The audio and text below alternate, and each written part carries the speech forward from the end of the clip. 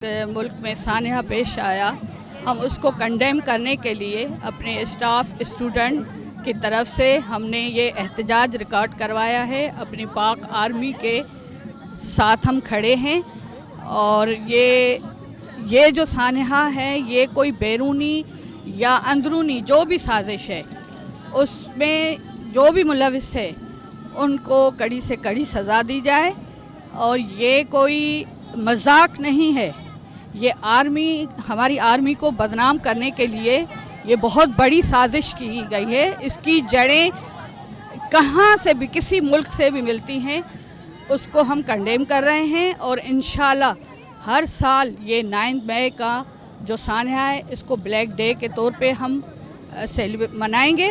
और इंशाल्लाह पाक आर्मी जो दुनिया की बेहतरीन आर्मी है हमारी, हमें अपनी आर्मी पे फ़ख्र है।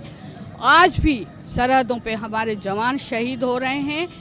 ये उन ख़ानदानों जिनके शहीद हुए हैं उन ख़ानदानों पे क्या गुजरी होगी। जब ये चीज़ें जल रही होंगी तो ये सिंबल हमारे जल रहे होंगे तो क्या मतलब पाकिस्तान पे क्या बीता।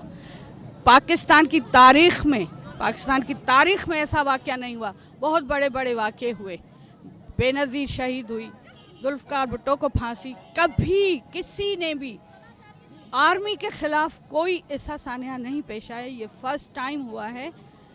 तो इसको हम बहुत कंडेम कर रहे हैं। हम अपनी आर्मी के साथ हैं, हमारे स्टूडेंट, हमारा कॉलेज और कराची, पूरा सिंध, पूरा पाकिस्तान जिंदाबाद, पाक आर्मी पाइंदाबाद।